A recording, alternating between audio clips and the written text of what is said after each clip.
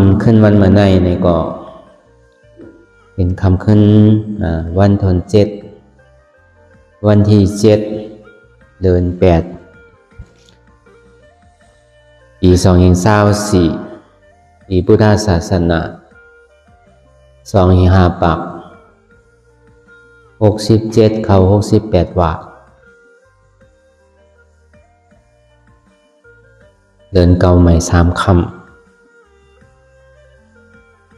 เป็นวันอย่างต่างเขาจูนิปันเป็นคำขึ้นวันที่7เตียนเฮาหาเลยอ่อนกันสืบอย่างต่าง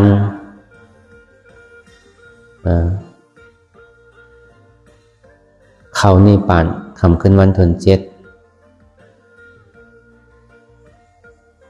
ในก็บอกว่าจำมาลอยๆเพราะวันนั้นในหนังเขาหาตีลินเลยหย่อนย่านลองตั้งคัดใสจำมาลอยๆก็อย่าวิการนั่นน่ะมันทางบอกหลายขึ้นทางไอ้บอก3ขึ้นเนี่ยลูกอย่าไปเฮามีลองตั้งหย่อนย่านตั้งคัดใสเนี่ยมันจำมาลอยๆแม่ก็อย่าไปเฮาซุ่มตื้นอันเฮายามเยื่นก็คือพอเยื่นไหลอันเฮายามคำเนี่ยก็หึงพอคำไหลก็เบอร์มันไขหมานมาเย้าเนี่ยลองอันเฮาได้ซ้ำแรงกว่ากูวันกูขึ้นไปก็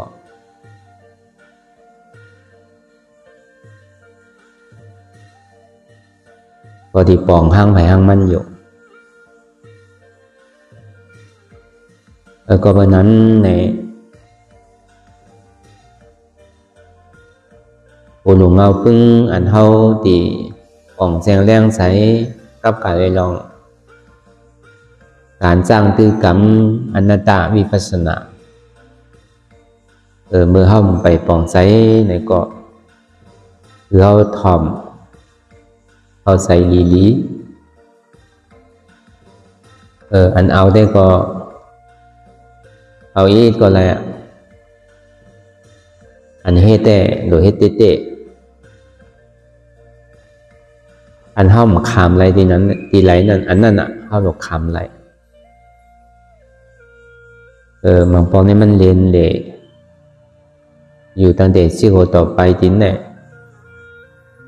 มันกว่าเจ็บกว่าแสบกว่าไม่กว่าแก้นที่ไรเนี่ยก็คือเขาขามันนั่นแหละพอเขาขามันนั่นไรเนี่ยก็มันก็จังหมอป่นมันอยู่สังว่ามันมาลองใส่เนี่ยก็กำนำเนี่ยมันป้อมาลองใส่เนี่ย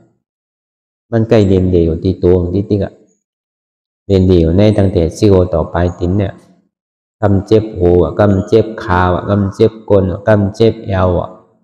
กำเจ็บหลังกำเจ็บเนื้อเจ็บตัวใช่ไหมมันก็อยู่ที่นั้นพอขามกว่าเย้าเนี่ยบางปองนัง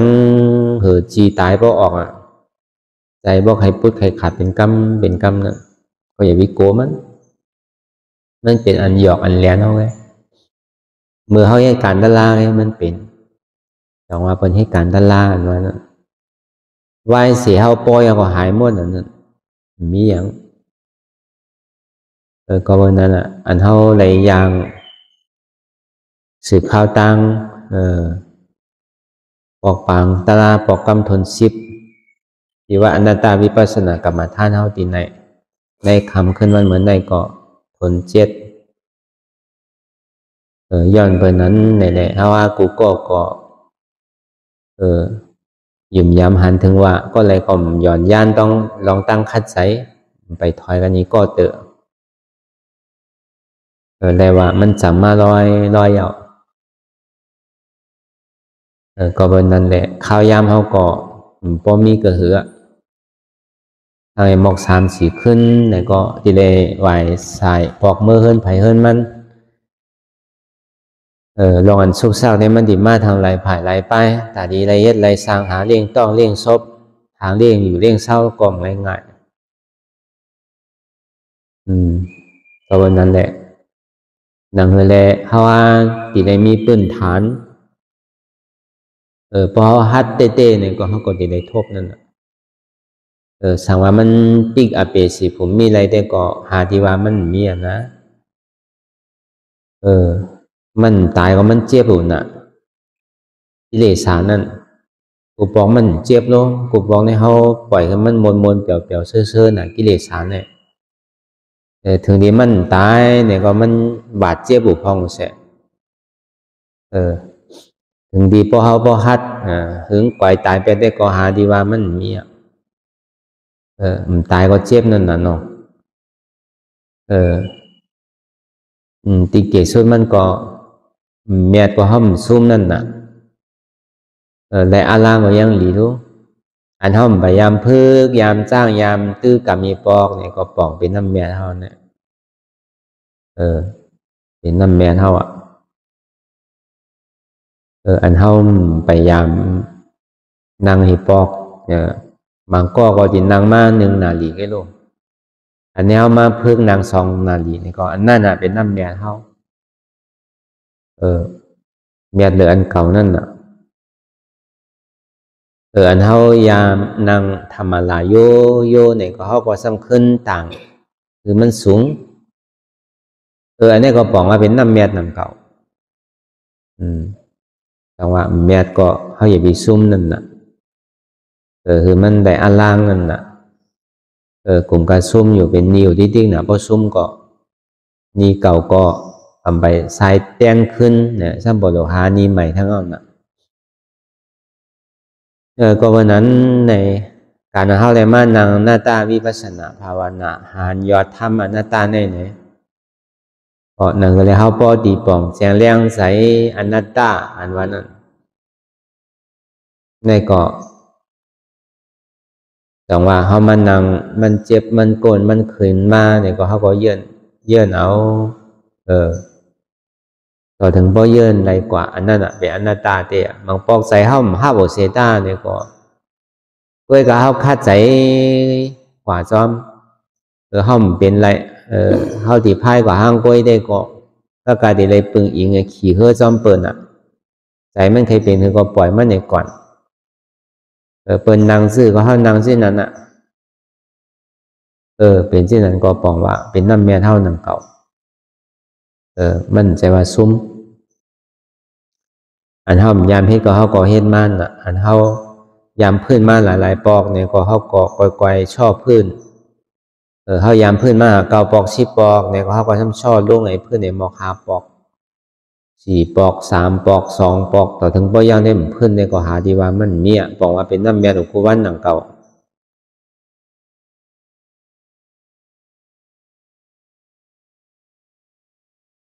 ก็เบอร์นั้นในอันเฮาไรมาจ้างtưจอมกันนางเฮอลำเหลียวกันเนี่ยเข้าปลูกกัดเย็นนี่แหละคนพายมันก็พายปันดีเลี้ยวน่ะก็วันนั้นอ่ะมันใครเปลี่ยนหือมากกว่าเย้าอย่าป้อมไปถึงก็เปิ้นลงเปิ้นไปลงก็เขาก็ติ่มลงอ่ะเปิ้นไปกึดก็เขาติ่มกึดอ่ะใจมันฮับเสตาเนี่ยก็การเตียนเฮาว่างก็อย่างนั้นเฮาพื้นก็อันนั้นก็ดี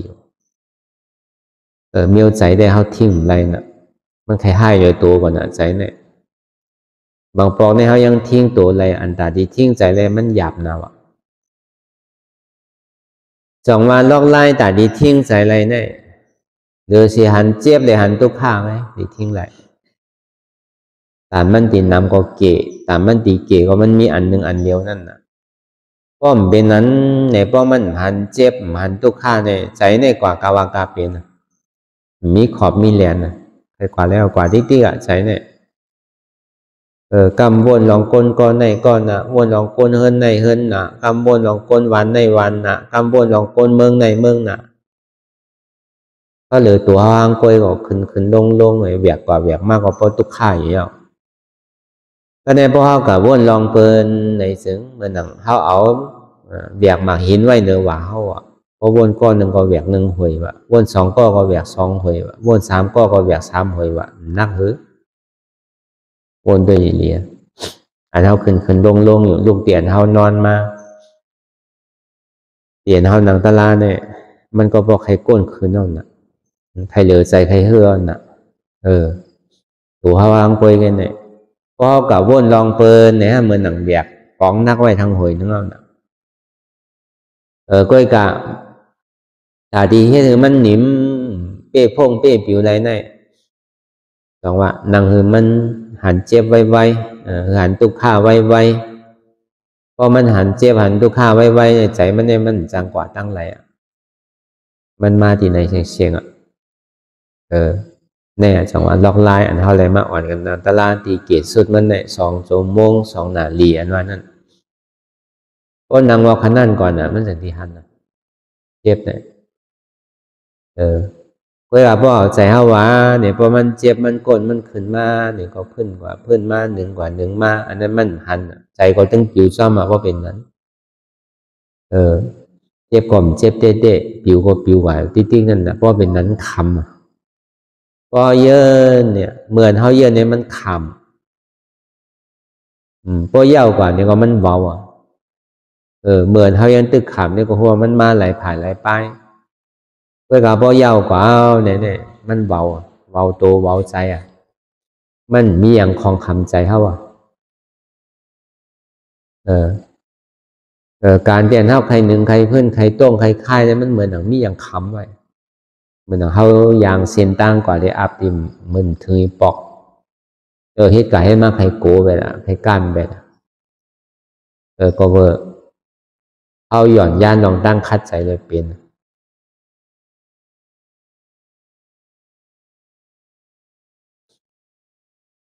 ก็เพราะนั้นไหนดีกว่าที่มากกับการในลองอนัตตามันสำนุกดีไหลมากใครไรซ้ำเป็นก็เอามาสั่งสอนในกาปั่นพองยามเมื่อเดียวแหละกาปั่นเมื่อป่นมานั่นลูกตีไหลเป็นตีไหลเกิดขึ้นมาตีไหลในมังก็มังเผาในก็จิมหู้นังกับอนัตตามันก็ป้อมอันนี้ครับเป็นอนันตาในก็มีน่ะมันก็คำว่า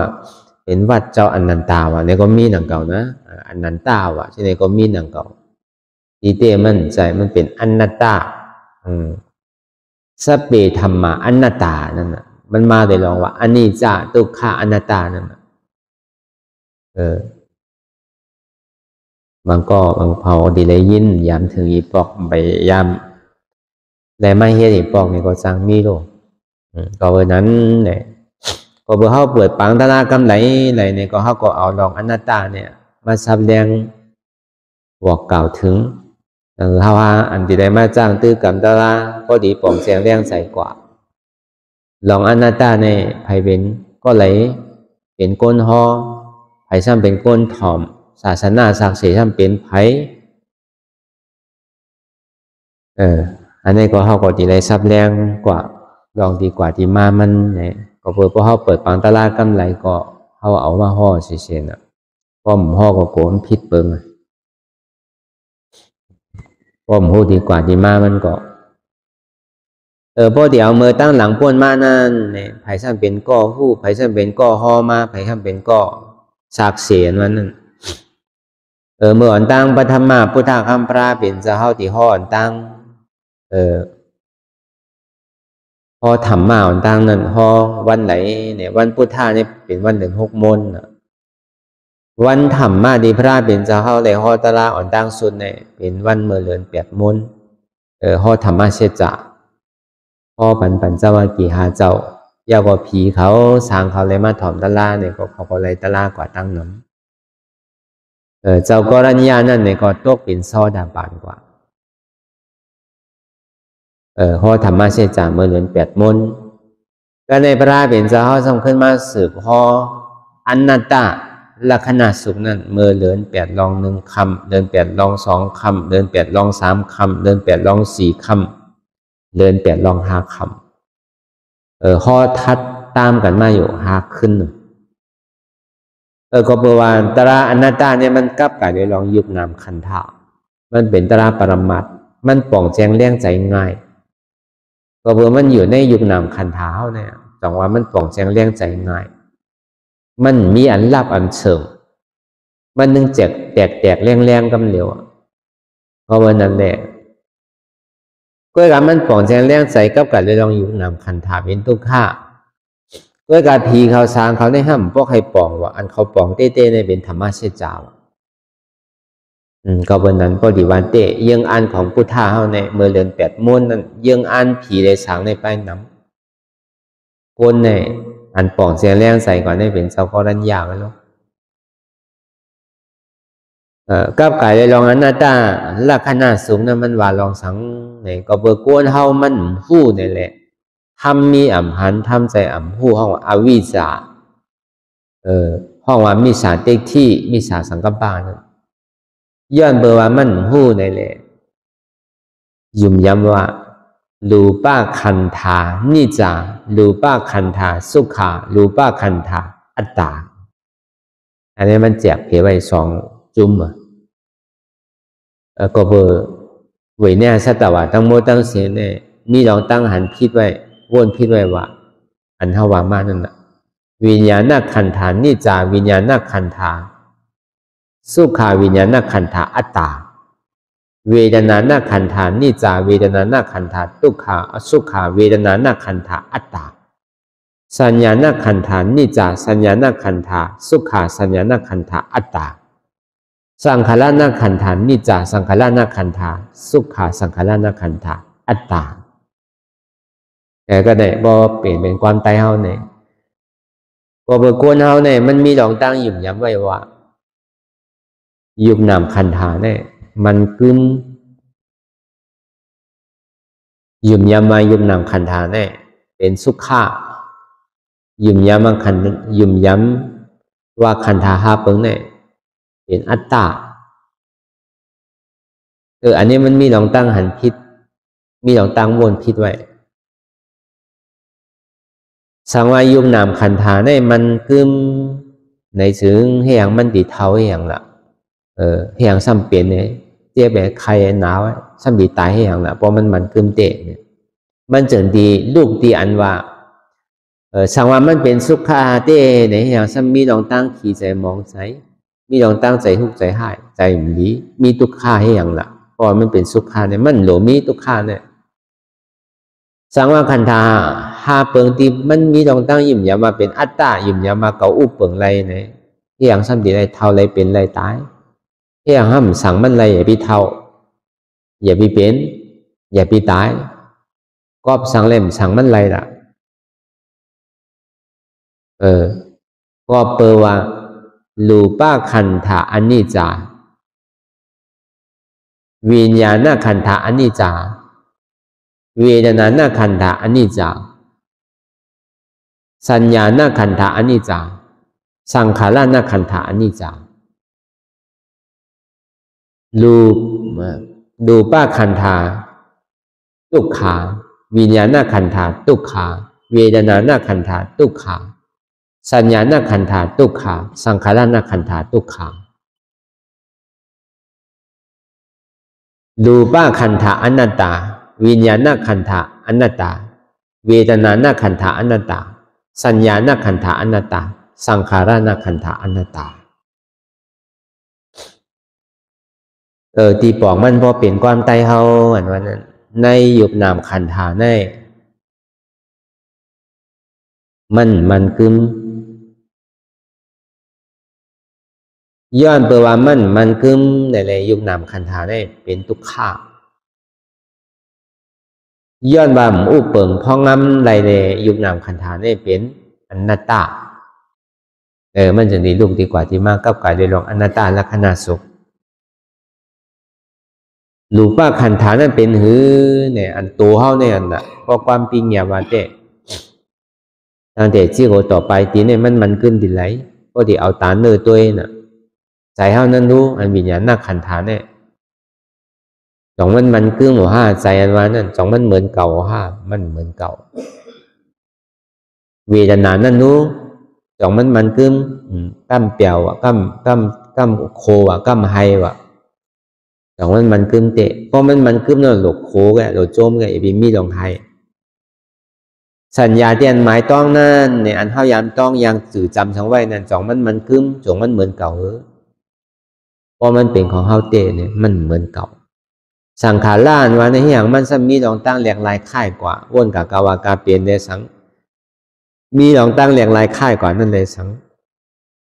อย่างที่อย่างซ้ำคือมันกึดไหลที่อย่างมันซ้ำเป็นอาสังคตาทานไหลเฮ็ดสังเลยมันเป็นสังขาร่าอยู่อันนี้ดีกว่าดีมากกับกะโดยลองอนัตตา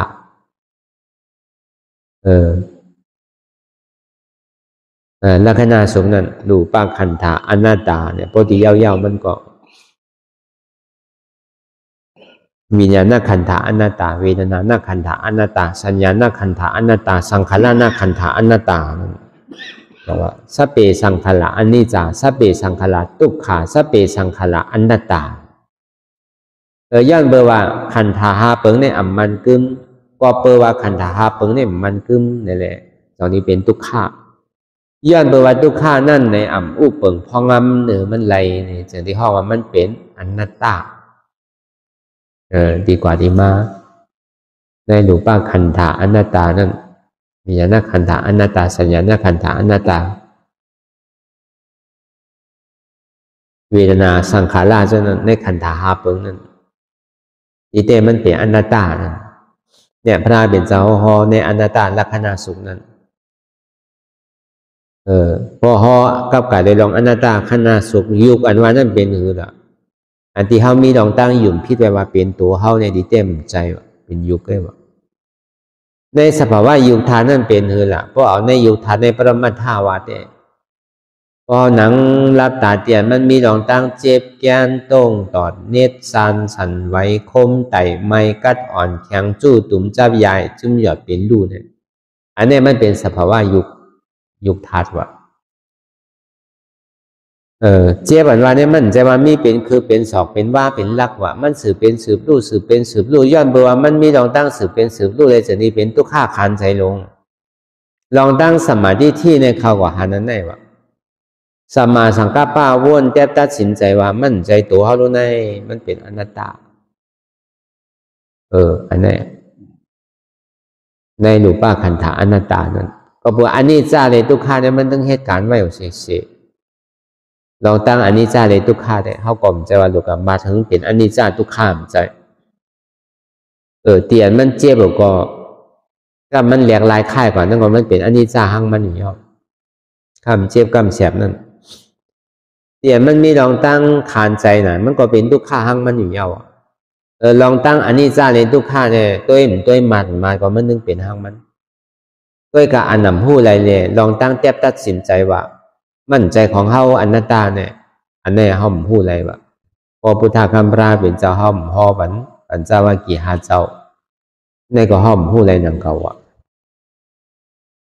ก็เมื่อนั้นอ่ะในหลูปขันธะอนัตตาวิญญาณขันธะพุทธคำพระเป็นเจ้าเฮาฮอกับการได้ลองอนัตตาลักษณะสุขกับการได้ลองรูปธาตุนามธาตุกับการได้ลองอนัตตาเกี่ยวกับรอยลองรูปธาตุนามธาตุขันธะหาเปิงเนี่ยเป็นอนัตตาเนี่ยอันยุบอันเท่าวันนั้นอันที่เขามีลองตั้งยุ่มพิจไว้ว่าเป็นโหเกาเป็นขาเกาเป็นมือเกาเป็นโตเกาจะไหนเนี่ยมั่นใจว่ามันเป็นสภาวะยุบอันที่เอามาเป็นของเก่าเนี่ยมันเป็นตัวสมุทัยเสียจานเป็นอัตตาเต็งที่ก็มีเก่าเนี่ยก็อัตตาเต็งที่เนี่ยมันดีตัวกว่าอันมีเก่าในตาที่เอาอัตตาเต็งที่ออกนั่นเป็นอะไรเป็นอนัตตาตาที่ออกนั่นเอาอนัตตาก็ออกอัตตานั่นเอาเหตุทางอจองสุขาก็ออกเหตุทางอจองทุกขานพระเป็นเจ้าฮอกับการเลยลองอนัตตาลักษณะสุขเย้าเนี่ยก็ถึงดีเจ้ากรัญญาเนี่ยพอเป็นยาห้านตากว่าเนี่ยเมื่อคำขึ้นเดิน8ลอง1คำมันจะว่าป้าเนี่ยจะนี้ต้องเป็นโสดาปันกว่าป้าเป็นเจ้าส่งขึ้นสืบฮอกว่าต่อถึงเดิน8ลอง5คำเนี่ยก็ต้องเป็นยาห้านตากว่าเสียงเจ้ากรัญญาเจ้าว่าป้าเจ้าพัตติยะเจ้ามหานามเจ้าอัสสจิปัญจวัคคีย์เจ้าในเป็นศาสนาศักดิ์สิทธิ์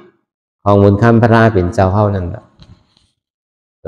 อันนี้มันเป็นศักดิ์เสียไว้อ่อนตั้งนี่พระเป็นเจ้าเฮาพออนัตตลักษณะสุขนั้นลูกเตียนนั่นมาลูกเตียนห่อปันเจ้าว่ากี่หาเจ้านั่นน่ะหันเฮาหาจึงได้มาจ้างตื้อกรรมอยู่พ่อยามมาเหลียวก็ในการปั่นพ่อยามเหลียวเนี่ยไผซ้ำกับคนได้หาอะไรมาล่ะอันกับคนหาอะไรมานั่นเนี่ยก็เป็นปบุญที่เฮานั่นปบุญที่วิจิตาธรรมะก็เป็นโหเปาหลงอนัตตาวิปัสสนาอนัตตาวิปัสสนากรรมฐานกูตีกูตังอันนี้เอามาสั่งมาสอนเฮาอยากเอามาซับแรงบอกนี่เฮานี่ก็เฮาเลยมาเอามาสั่งมาสอนกับการเลยลองคือมันปอดมคือมันปอคู่ง่ายมันง่ายตัวง่ายนั่นมาหยอกนะมันพอดีป่องแสงแรงใสพอมันหยอเต้มี3ตัวนั่นน่ะยุควิญญาณเวทนาเป็นอนัตตาตัวเฮาเนี่ยมันเป็นสภาวะยุคใจเฮาเนี่ยมันเป็นสภาวะนามเวทนาเจี๊ยบเฮาเนี่ยมันเป็นเวทนาเพราะมันใจตัวเฮาเนี่ย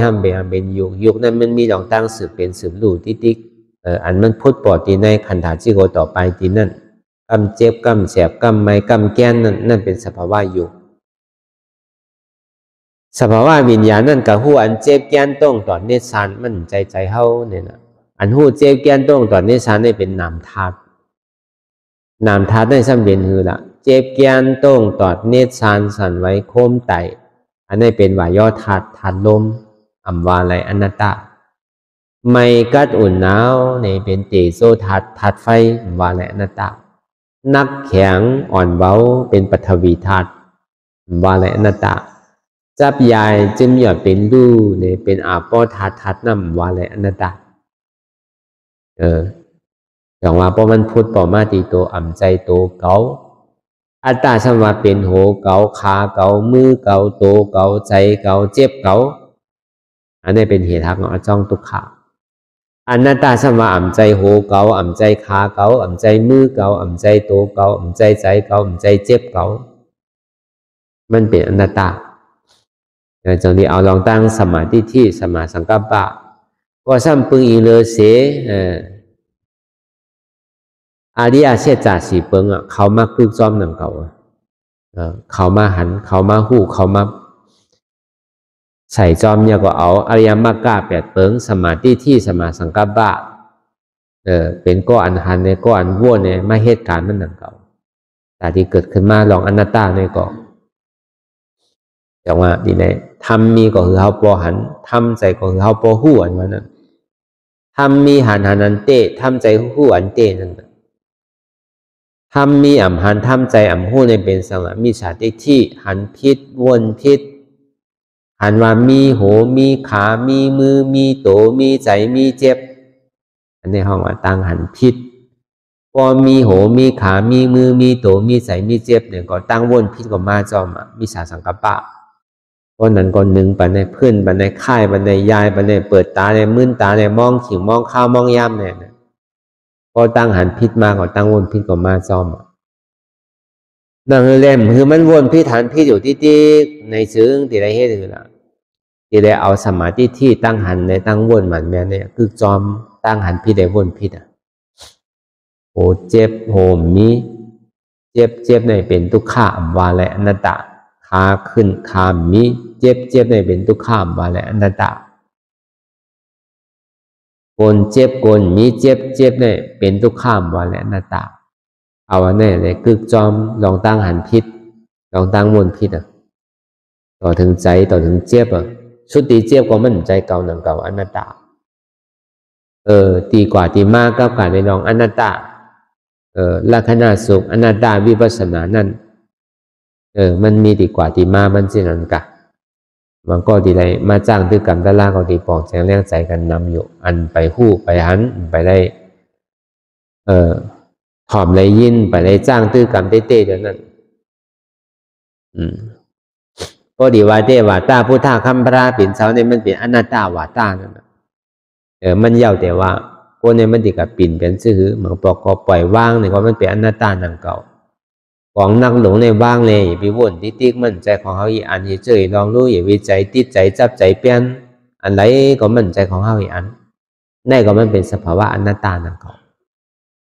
นั่นก็กูเจอกูลองนี้มันเป็นหมือนั่นเนี่ยมันเกิดขึ้นตั้งอยู่แล้วก็รู้ว่าแค่นั่นเก่ามู่เปิงพองงำเหนือมันไหลนี่ก็มันเป็นสภาวะอนัตตานั่นเก่าเสียงดีนั่นเนี่ยก็เกิดขึ้นตั้งอยู่แล้วก็รู้ว่าแค่นั่นเก่านี่ก็เป็นสภาวะอนัตตานั่นเก่าเสียงอันนำดีนั่นเนี่ยก็เกิดขึ้นตั้งอยู่แล้วก็รู้ว่าแค่นั่นเก่านี่ก็ไม่เป็นสภาวะอนัตตานั่นเก่าที่เรียกว่าวาตาคอสั่งคำสอนของพุทธะคำปราเป็นเจ้าเนี่ยเป็นอนัตตาวาตาก็ว่าเป็นเจ้าอนัตตาเนี่ยก็ว่าก็เพื่อหังน่ะทำดังโมตังเสียงเนี่ยก็มันก็เป็นอนัตตาไว้นั่นเก่ามันเป็นอนัตตาซื่อละสัพเพธรรมะอนิจจาสัพเพธรรมะอนัตตาสัพเพสังขารอนิจจาสัพเพสังขารทุกขังสัพเพธรรมะอนัตตาสังขารตั้งโมตั้งเสียงเนี่ยมันกึมย้อนไปว่ามันกึมในเลยมันจะได้เป็นทุกขังทำดังโมตั้งเสียงเนี่ยเป็นอนัตตาสัพเพธรรมะอนัตตาจังว่าทำขอสั่งคำสอนของบุญคำพระรานั่นก็ให้ว่าลองอนัตตาให้หนังเก่ามันเป็นอนัตตาให้มันเก่าพออะไรโหอะไรก็ในทำแบบเหมือนสีเหงนั่นเพราะว่าสัพเพธรรมะอนัตตาเนี่ยนะเมื่อหนังอริยสังขารเขาเจ้าหันตาเขาเนี่ยก็พอเปิดหูหันลองตั้งอนัตตาเนี่ยมันจึงที่เป็นเจ้าอริยขึ้นมาเป็นเจ้าอริยขึ้นมาเป็นอาราธาโพนังเก่าที่เรียกว่าพระราก็เป็นเจ้าอนัตตาคอสั่งคำสอนมันเจ้าก็เป็นอนัตตาลูกหักพุทธะคำพระเป็นเจ้าอันอย่างซ้อมเสียนตังมันเจ้านั่นนี่ก็เป็นเจ้าอนัตตาอันเท่าตู้ค่ายอยู่กูภาวะจัดปันเขาว่ากูภาวะจัดปันในเขาติ่มต้องเลยหนังเก่าอันเท่าตู้ค่ายอยู่มือกาปันพ่อยามเหลียวเนี่ยตั้งแต่อันเท่าความมาต่อทางมือเหลียวเนี่ยย้อนเบอร์สังน่ะ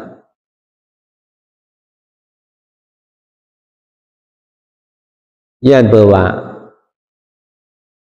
เป็นเก่าเก่าเป็นมีเก่ามีนั่นน่ะไม่เป็นเก่าจะในขณะเหตุการณ์นั่นก็เป็นเปิลเป็นเฮาเป็นเขาเป็นเก่าเขาเป็นพ่อเจ้าเฮิรนเขาเป็นแม่เจ้าเฮิรนเขาเป็นวุ้นเจ้าจะไหนก็เป็นผู้แก่ผู้ก้างก็เป็นอุกทะก็เป็นคุณวันคุณเมืองก็เป็นคนโลกกำพร้าก็เป็นคนเดินคนล้าวก็เป็นคนผีคนสางย้อนเปิดเก่าเป็นเก่าเป็นเก่าเฮ็ดเก่าเตะเก่าสร้างไว้เฮิรนหลังไหนวันเมืองไหนโลกกำพร้าไว้ไหนเดินไหนล้าวไหนวันหิมกันถึงเดินถึงล้าวพวกน่ะวัดไหนจองไหนเป็นเก่าเฮ็ดเก่าเตะเก่าสร้างไว้เก่ามีเนี่ยเก่ามีปีมีน้องเก่ามีเจอมีเคอเก่ามีโอจากโคของเงินคำเก่ามีลูกมีลังเก่ามียตนะเก่ามีปีหยาตังหูเก่ามีหลวงน้องตะเป็นน้ำต่อถึงเก่ามีวันมีเมืองเก่ามีโลกกำพร้าเก่ามีเมืองผีเมืองสางบนเท่านั้นมีโหเก่ามีขาเก่ามีมือเก่ามีโตเก่ามีใจเก่ามีเจ็บเก่ามีกันถาของเก่าก็เพื่อนนั่นน่ะอันอ่อนเฮาตุกข้าวผู้วันปนชุดเสียงอีบอกตั้งหลังปนมาเนี่ยก็การเนี่ยหมอเสียงอีบอกการนั้นได้ก็โหลเฮ็ดการนั้นนาก็โหลเฮ็ดอันใดก็เป็นการตั้นหนุนดิ้นกันน่ะกำนำเนี่ยก็เปิดเก่าเนี่ยเฮ็ดการเสียงก็เปิดอัตตาโดนเนี่ยตั้งนานเนี่ยก็ซ้ำนี้มีทางเกิดก็มั่วอันเท่าโหลเฮ็ดการอันยาวนั้นอันนี้อ่อนเท่าทุกข้าเนี่ยอ่อนเท่าอะไรมากเกิดมาเท่ามาเปลี่ยนมาตายเนี่ยก็เปิดเก่าก็เปิดอัตตาเนี่ยอ่อนเท่าเกิดเท่าเป็นเท่าตายเนี่ยพอเขายังตื้อตีมีน้องตั้งเกิดเท่าเป็นตายที่จริงเนี่ยก็ทุกข่าวที่จริง ตั้งหลังก็ทุกขะเมื่อเหลียวก็ทุกขะตั้งหน้ามากก็สำนีทุกขะแทงสุขะโจแก็บโจข้าวไม่รู้วนด้วยอย่างเดียวเมื่อหน้าเข้าใครอะไรอย่างหนึ่งเจอหนึ่งลองเว้ยกาขันมันสมีใหญ่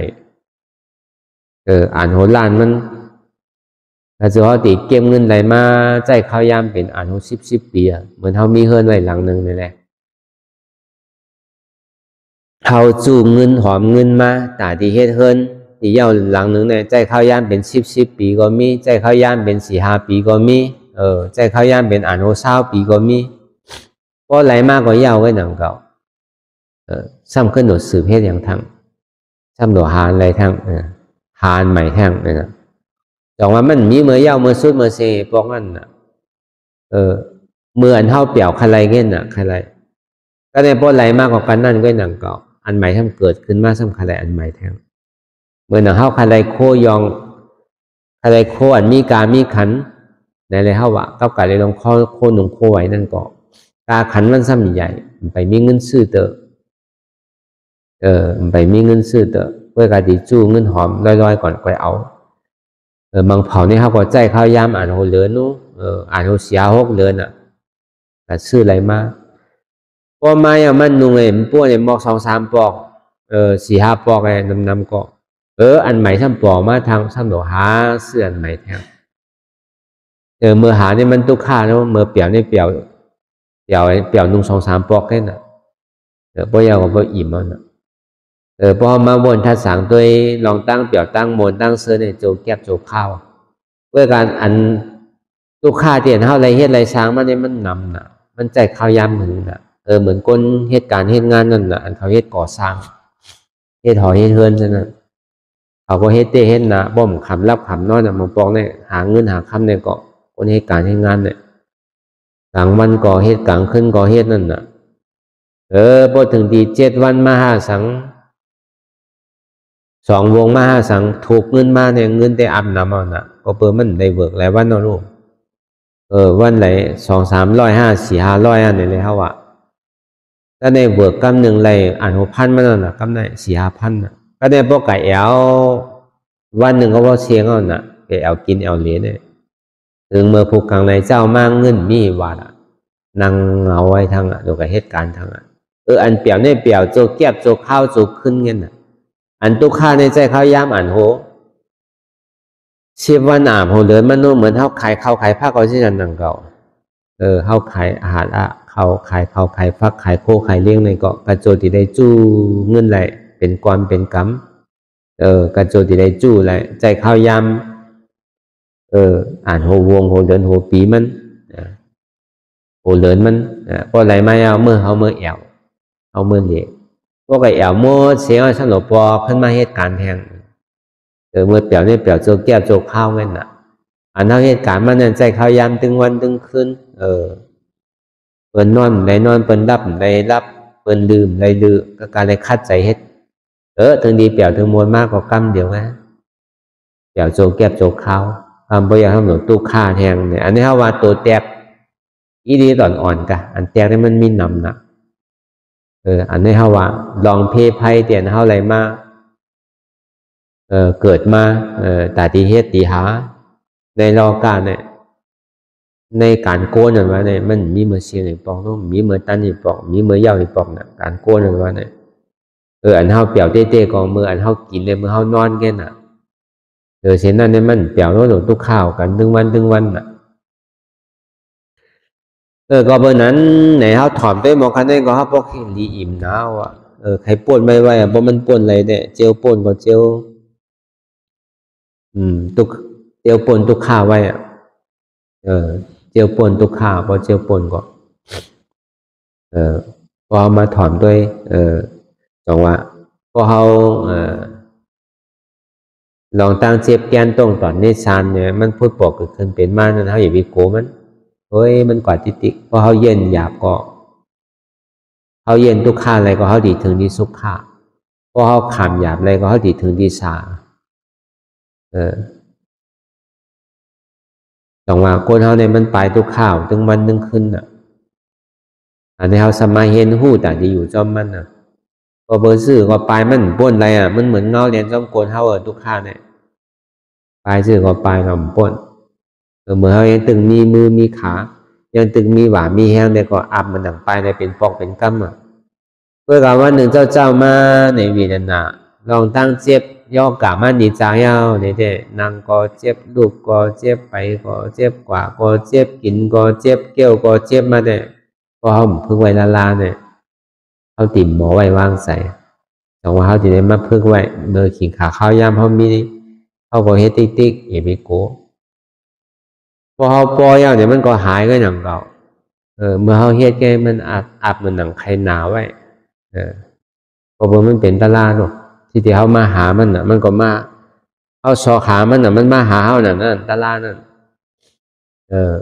ก็เลยหันเจ็บก็นั่นหันตะลาเนี่ยน่ะก็เลยหันทุกข้าก็นั่นหันตะลานั่นน่ะคนเขาป้อมพูดทุกข้าก็ไปพูดตะลานั่นน่ะมันเหมือนนั่นน่ะพอเขาตัวเขาหันเขากว่าเขาไปมันป้นอะไรลูกเขาก็หลุดเห็นหู้อยู่เจ้ามันนั่นน่ะพอตัวกับที่มันก็หายอ่ะมันก็มดอยู่หนังเก่าเจ็บนั่นทุกข้านั่นก็สุดหนังเก่าดีเต้ทุกข้าเลยเจ็บได้ไม่เป็นผลอโจมันเงี้ยมันจะเป็นเหตุทางเงาจ้องมันย้อนเบอร์มีโหจะนี้มีเจ็บย้อนเบอร์มีขาจะนี้มีเจ็บเขาอยู่มามันมีโหมีขามีมือมีตัวเลยมันจะนี้เจ็บไงเพราะมันมีโหมีขามีมือมีตัวมีแสงจะไม่ดีเจ็บดีเลยนะเพราะเขาหมอตัดหมอวางเดียวมันใจของเขาแล้วพอเบอร์อนัตตาได้อนัตตาเว้ยกะลองอันตั้งลาเลยลองตั้งเฮ็ดมันเหมือนกันนั่นนะอนัตตาเว้ยกะตั้งแต่ให้เป็นอัตตานั่นนะตั้งเหนือได้อนัตตาตั้งซบแต่เวลาตั้งแต่เนี่ยมันเป็นอนัตตาเนาะเป็นอัตตานั่นน่ะเนาะขาเก่ายาวเก่าดิ้งๆนั่นน่ะ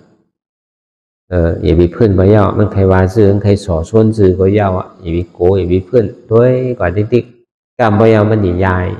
ยกว่าก็หนังเก่ามันคำอะไรหนังเก่าเสร็จอันนี้ก็ว่ากับการได้ลองดีกว่าดีมากับการได้ลองอนัตตาเนี่ยก็อันมันซับแรงดึกหล่ำได้ก็ห่อมาหลายวันหนาวอ่ะพอมาหลายปอกหนาวอันนี้ก็เอาล้มๆกันหนังเก่าคือมันเข้าใจง่ายๆอันดิบเลยมาจ้างตื้อกำอันปองก็มีไว้นำอยู่ก็เพราะนั้นอันเท่าผู้สังลาเขายังตึงมาไหม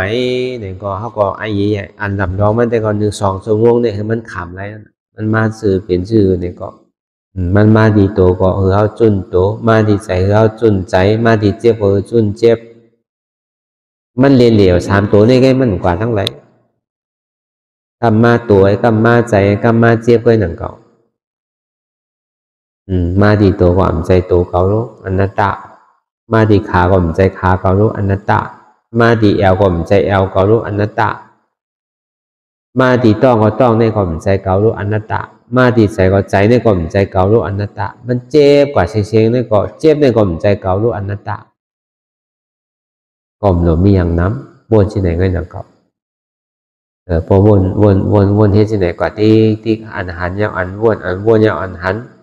วานนำคือวนนำคืออย่าไปกลัวว่ามันนำป้นหันยาวก็วนยาวก็หันติ๊กอ่ะ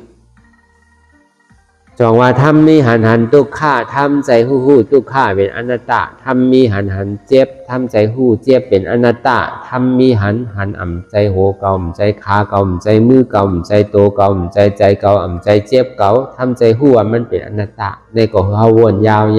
ขยามหึงอย่าไปว่าไพ่น่ะอย่าไปว่าเทิงน่ะเตียนเฮาหันเฮาวนเตียนเฮาวนเฮาหันนั่นถึงพอเพียงเพียงกันวนต่อถึงเจ็บนั่นพอสุดวนต่อถึงทุกขาพอสุดตาต่อถึงอัตตาพอตกพุทธขาดกว่าอะไรที่มันพูดบอกเกิดขึ้นเป็นมานั่นไหนเขาพอหมอวนวางแยบตัดเป็นอนัตตาสัพพอไหลนะ